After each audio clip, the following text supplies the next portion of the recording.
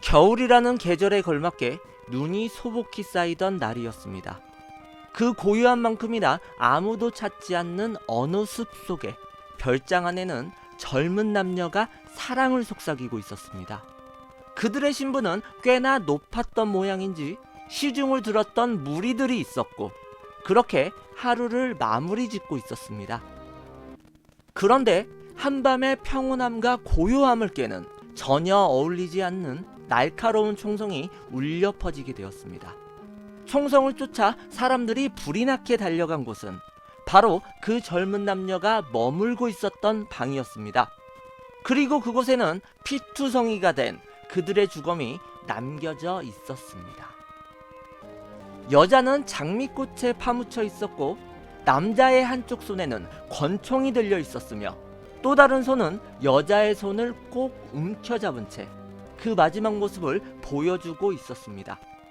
여자는 실오라기 하나 걸치지 않은 나체의 몸이었으나 전혀 외설적이지 않았으며 생의 마지막을 준비했던 그녀의 얼굴엔 오히려 은은한 미소만이 감돌고 있었다고 합니다. 1889년 1월 30일에 발생했던 이 사건은 어느 누가 보아도 이루어질 수 없는 사랑 때문에 죽어서라도 함께하자 이런 무모한 선택을 했던 연인들의 동반 자살이 분명합니다. 헌데 왜 이 사건이 역사에 남겨지고 불운한 사랑 혹은 덧없는 사랑이라 불리워지고 전해져 오며 사람들의 안타까움을 자아내게 했을까요? 결론적으로 그 남자의 죽음은 오랜 전통을 자랑했던 어느 위대한 제국에 몰락을 불러 일으켰기 때문입니다. 또한 그의 죽음은 인류사 전례에 없었던 그 복잡한 소용돌이 속으로 휩쓸려 가게 되는 계기를 제공했기 때문이라는데요. 바로 1차 세계대전 발발 원인의 제공자가 되었기 때문입니다. 31세라는 젊은 나이에 사랑을 위해 스스로 목숨을 끊은 그 남자는 장래가 촉망받았던 오스트리아 헝가리 제국의 황태자 루돌프였으며 그 불타는 사랑의 상대방은 당시 꽃처럼 아름다운 18세의 마리아 베체라였습니다. 그리고 이 사건은 사건이 발생된 별장의 이름을 따서 마이얼링이라 불리워지며 인류사의 한 페이지를 장식하게 되었습니다. 이룰 수 없는 사랑 때문에 로미오와 줄리엣처럼 자신들의 처지를 비관하여 죽음을 맞이한 비극적인 결말이라 기록되어지고 있는데요. 1세기라는 시간이 흐른 후 이 루돌프 황태자는 자살이 아닌 제3자에 의해 암살당했다는 주장이 나오게 되면서 다시 한번 재조명을 받게 되었습니다. 불운한 사랑의 주인공이었던 루돌프 황태자와 마리아 베체라 그리고 마이얼링 사건에 숨겨진 그 미스테리는 과연 무엇일까요? 1858년 8월 21일 오스트리아의 황제 요제프 1세와 황후 엘리자베트 사이에서 루돌프는 세상에 빛을 보게 되었습니다. 그때 당시 그들에게는 딸만 2명 있었기 때문에 대제국을 이끌어 나갈 후계자의 탄생은 모든 이들이 기뻐하는 축제의 날이 되었습니다. 하지만 탄생과 동시에 루돌프는 지독한 불행을 겪게 되었습니다.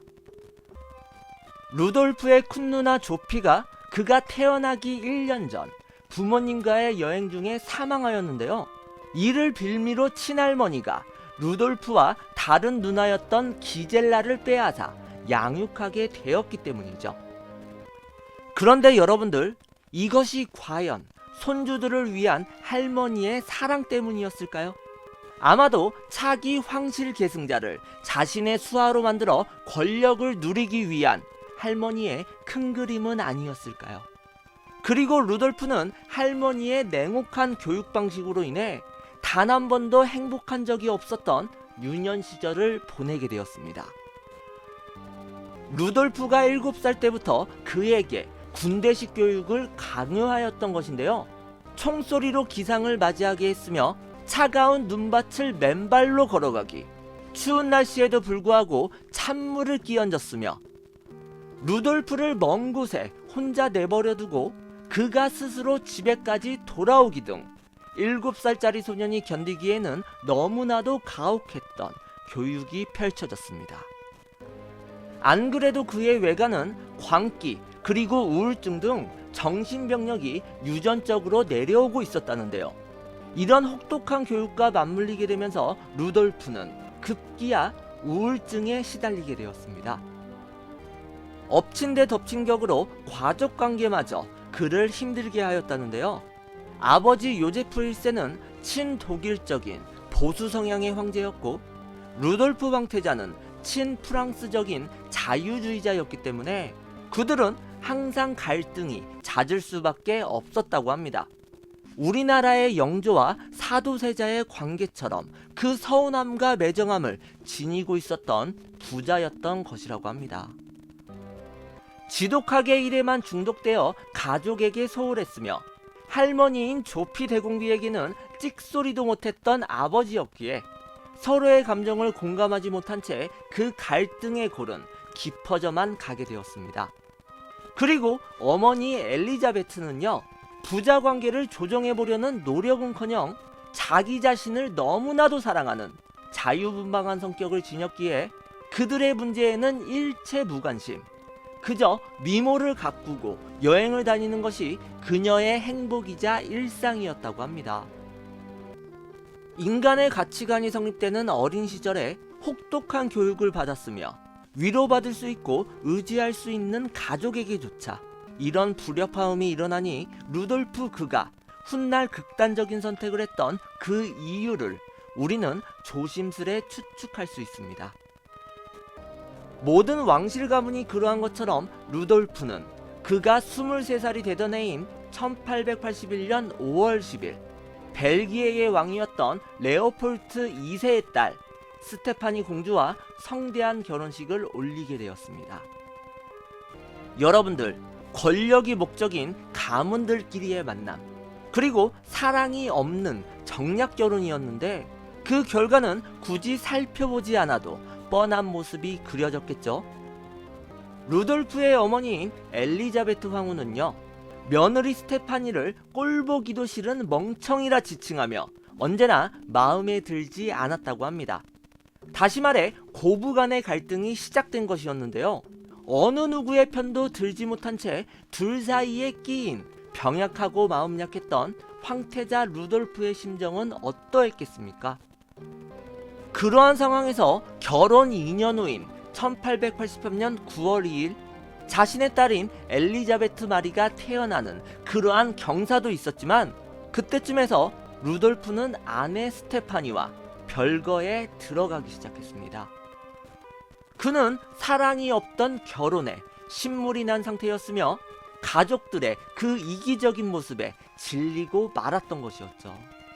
루돌프는 가족 사이는 전혀 신경을 안 쓰고 자유로운 생활을 택했던 자신의 어머니처럼 똑같이 방황을 하며 그 무료함과 답답함을 달래기 위해 술과 여자로 의미 없는 시간을 보내게 되었습니다.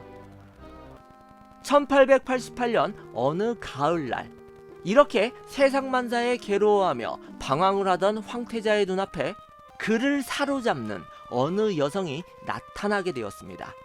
동그랗고 새까만 눈동자, 남자의 마음을 뒤흔드는 호리호리한 몸매의 소유자였던 당시 17세의 어린 소녀 마리아 베체라였습니다.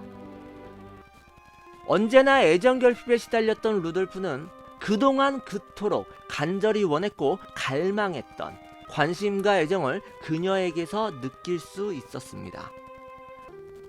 어린 소녀의 순수한 마음으로 루돌프에게 연민의 정을 느끼게 되었으며 그런 그녀의 모습에서 위안을 얻게 된 루돌프.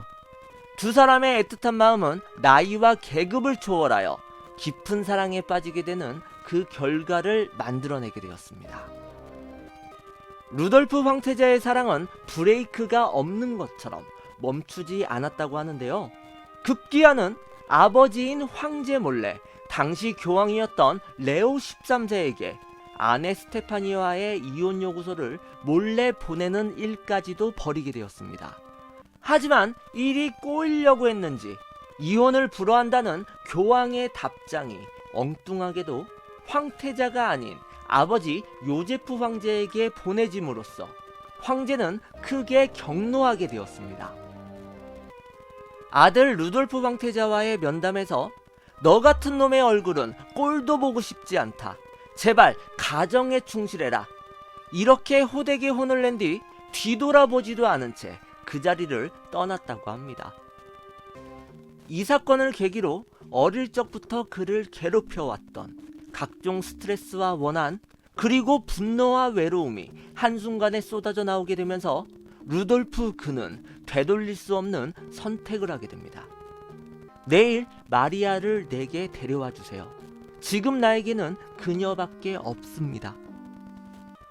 루돌프는 자신과 마리아와의 비밀적인 만남을 주선해 주었던 사촌 누이 라리쉬 백작 부인에게 이런 말을 건네며 마리아를 만날 약속을 하였습니다. 그리곤 이어서 친구인 호요스 백작과 코부르크 대공에게 사냥을 하자는 제의를 하게 됩니다. 다음 날인 1월 28일 아침, 어머니인 엘리자베트와 누나와 여동생, 그리고 아내인 스테파니에게 전하는 유서를 남기게 되었습니다. 하지만 마리아와의 사이를 반대했던 아버지에게는 유서를 남기지 않았다고 합니다.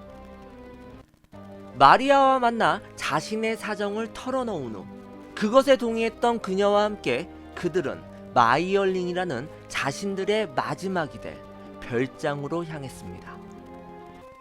29일 날 아침 함께 사냥을 하기로 했던 친구들과 아침 식사를 하였지만 루돌프는 감기를 핑계삼아 사냥에 참가하진 않았습니다. 마이얼링의 밤은 눈 내리는 겨울의 모습처럼 조용히 깊어져만 갔습니다.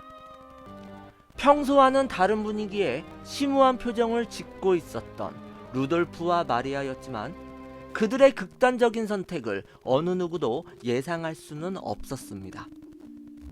그리고 다음 날인 1월 30일 새벽 6시 10분 그들의 마지막을 알리는 총성이 울려 퍼졌으며 루돌프와 마리아는 침대 위에서 피를 흘린 채 발견되어졌습니다.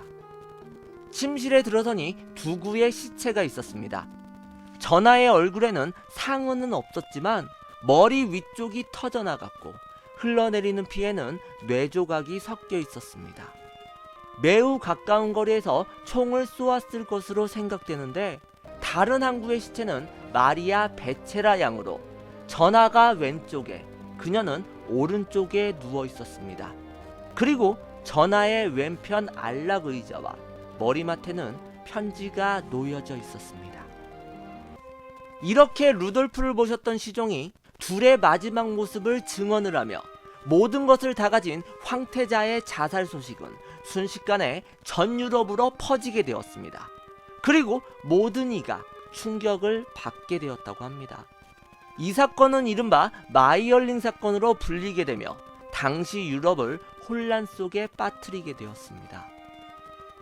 유명인의 자살이 있은 후에 유사한 방식으로 잇따라 자살이 일어나는 현상을 베르테르 효과라 부르고 있습니다. 오스트리아의 황태자 루돌프가 자신의 애인과 자살했던 사건이 보도되며 상당한 모방 자살이 유럽 전역에서 일어나게 되었습니다.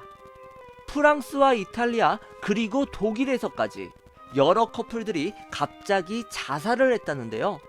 프랑스 보르도에서는 어떤 장교와 그의 애인이 루돌프 황태자가 자살했다. 나도 죽어야 한다. 이런 메시지를 남긴 채 거울 앞에서 그들도 마지막을 선택하였다고 합니다. 이러한 모방 자살은 그 당시 유럽 전역에서 구슬을 헤아릴 수 없을 정도로 빈번하게 일어나며 베르테르 효과를 선보였다고 전해지고 있습니다. 이루어질 수 없는 사랑에 절망하며 죽어서라도 함께하고 싶어 했던 루돌프와 마리아는 그 소망을 과연 이루게 되었을까요? 루돌프 황태자의 장례식은 그 이름에 걸맞게 황실의 전통에 따라 카톨릭식으로 성대하게 치러졌으며 그의 시신은 황실 납골당에 안치되어졌습니다.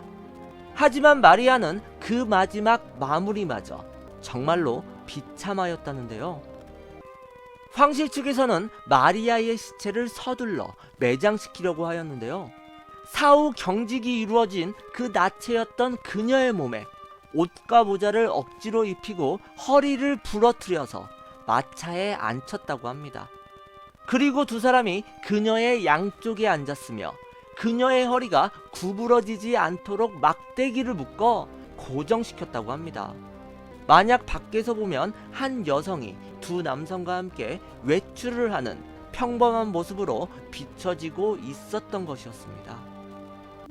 그리고는 그녀의 시체를 매장하지도 않은 채 한밤중에 몰래 어느 구덩이에 던지게 되었다고 합니다.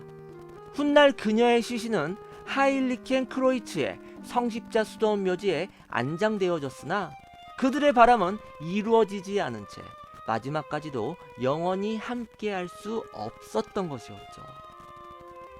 이렇게 루돌프와 마리아의 비극적인 로맨스는 참담한 결말을 맞으며 오늘을 사는 우리들에게도 불운한 사랑으로 영원히 기억되고 있습니다.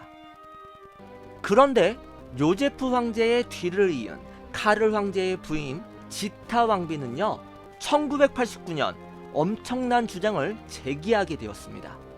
그것은 바로 루돌프 황태자는 자살이 아닌 끔찍하게도 제3자에 의해 암살당했다는 주장이었습니다.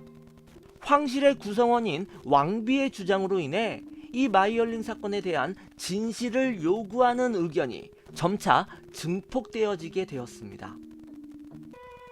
오스트리아 헝가리 제국의 마지막 왕비였던 지타는 1914년부터 1916년 요제프 황제가 세상을 떠날 때까지 그의 곁을 지키며 황제의 말동무로서 그를 보살펴준 인물이었습니다.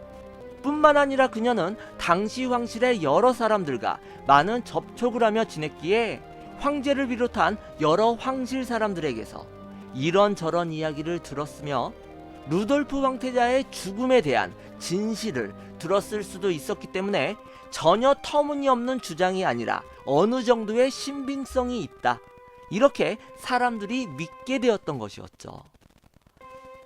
그런데 설상가상으로 1992년 12월 황태자와 같이 숨을 거두었던 연인 마리아의 무덤이 파헤쳐지고 유해가 도난당하는 사건마저 벌어지게 되었습니다. 자살이 아닌 타살에 대한 의혹이 제기되고 커지게 되자 시신 또한 사라지게 되는 우연이라 쉽게 볼 수 없는 일들이 벌어지게 되었습니다. 신속한 수사로 인해 마리아의 유해는 찾게 되었지만 그것이 진짜 마리아의 것인지 확인이 필요하잖아요. 비엔나 의학연구실에서 진행된 정밀 검사를 통해 결국은 되찾은 시신은 마리아의 유해가 맞다는 결론이 내려지게 되었습니다. 그러나 이때 이상한 점이 발견되어집니다.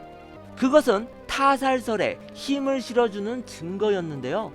총상을 입고 죽었다 전해지는 그녀의 유해에서는 머리에 여러 번의 타격을 받은 그 흔적들만 있을 뿐 총상은 전혀 발견되지 않았다고 합니다. 그런데 이런 타격의 흔적은 마리아뿐만이 아니라 황태자 루돌프에게도 있었다고 합니다.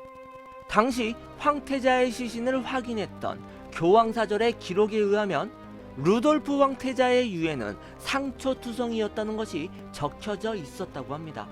게다가 그때 발견된 자살에 쓰여진 권총도 역시 황태자의 것이 아니었으며 놀랍게도 황태자의 시신에는 6개의 총상이 있었다는 기록도 연이어서 밝혀지게 되었습니다.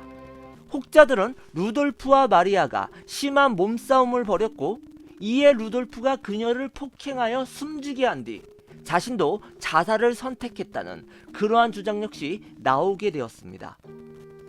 하지만 여러분들, 상식적으로 자살한 사람이 어떻게 자신에게 연이어서 6발이나 되는 권총을 쏠 수 있었겠습니까? 이것이 사실이라면 루돌프 황태자는 자살이 아닌 타인에게 살해당한 것이 분명한 것이죠. 그렇다면 지타 왕비의 주장대로 그의 죽음에는 어느 누군가가 개입했던 것이었을까요? 만약 루돌프가 암살당한 것이라면 과연 누가 황태자를 살해하는 대담한 짓을 벌였던 것이었을까요? 사람들은 유력한 암살의 배우로 황제였던 프란츠 요제프 1세, 놀랍게도 루돌프의 친아버지를 지목했다고 합니다. 당시 유럽은 보불 전쟁과 크림 전쟁으로 인해 혼란 그 자체였다는데요. 1870년 보불 전쟁에서 승리한 세력이 독일 제국을 건설하자 이 요제프 황제는 독일과의 동맹을 맺으려 시도를 하게 됩니다.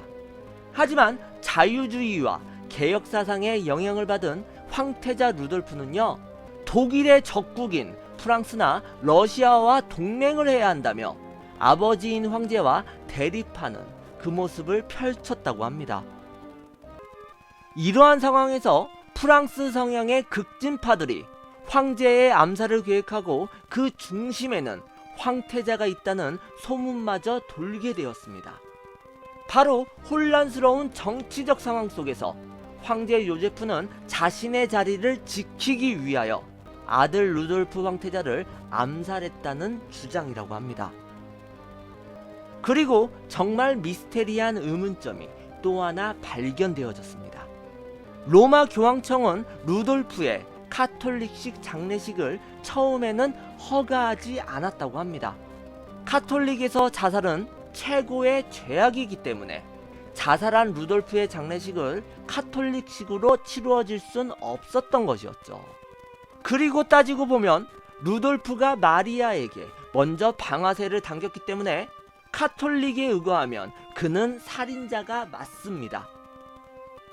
신성로마 제국의 황제들을 여러 명이나 배출한 카톨릭을 수호하는 오스트리아의 합스부르크 가문에서 살인을 저질렀고 더군다나 카톨릭의 금기사항인 자살까지 선택했던 최악의 이단아가 탄생한 것이었습니다. 하지만 황제 요제프가 교황에게 장문의 암호 전보를 보내게 되었고 귀신같이 루돌프의 카톨릭식 장례식이 허가가 내려졌다고 합니다. 여러분들, 돈이나 권력은 교황 앞에선 아무것도 아니었겠죠. 요제프 황제가 그것들을 이용해 교황을 설득시킨 것이 아니라 교황에게 보내진 비밀스러운 전보에는 루돌프의 사망이 자살이 아닌 타살이라는 진실이 담겨져 있었던 건 아니었을까요? 그렇기 때문에 그 어떠한 것에도 흔들리지 않던 교황을 납득시킬 수 있었던 것이었고요. 그러면 황제의 전보에는 어떠한 내용이 담겨져 있었던 것일까요? 하지만 그 어떠한 것도 황태자의 죽음을 확실히 증명할 수는 없었고 유일한 정보인 암호 전보 역시 지금까지 발견되지 않고 있습니다. 그리고 루돌프 황태자의 죽음으로써 그 비극이 끝난 것은 아니었습니다. 그의 어머니 엘리자베트는 황실을 떠나 줄곧 외국에서 머물렀으며 영국에 체류할 당시 유명한 승마인인 조지베이 미들턴이라는 남자와 일종의 로맨스 행각도 펼쳤다고 합니다. 그의 아버지 요제프 1세는 이미 루돌프 이전에도 큰딸 조피와 남동생 막시밀리안을 잃었고 어머니 조피 대공기 때문에 아내 엘리자베트와의 사이가 소원해졌으며 너무나 장수한 나머지 훗날 아내가 암살되는 소식을 들을 정도였다고 합니다. 이보다 더 비극적인 집안이 없을 정도로 불행한 가족사도 그렇지만 공적으로도 국제사회에서 이미 궁지에 몰릴 대로 몰린 오스트리아는 루돌프 황태자의 죽음과 다음 황위 계승자가 된 조카 페르디난트의 사라예보 피살 사건으로 아예 멸망하게 되었습니다. 페르디난트가 사라예보에서 암살당하게 되면서 제1차 세계대전이 촉발되었다는 사실은 여러분들도 다들 알고 계실 겁니다. 만약 루돌프가 살아있었다면 어떤 상황이 펼쳐졌을까요? 자유주의적 사상을 가지고 군국주의를 싫어했던 그였기에 그가 황제로서 즉위를 했다면 제1차 세계대전은 역사 속에 그 이름을 드러내지 않았을 수도 있습니다. 역사에는 만약은 없다라는 말이 있습니다. 그리고 루돌프의 죽음에 대한 암살설 역시 그 명확한 해답을 못 내리고 있고요. 하지만 한 가지 확실한 건 루돌프와 마리아의 비극적인 사랑은 영원히 인류사에 전해지고 남겨질 것입니다.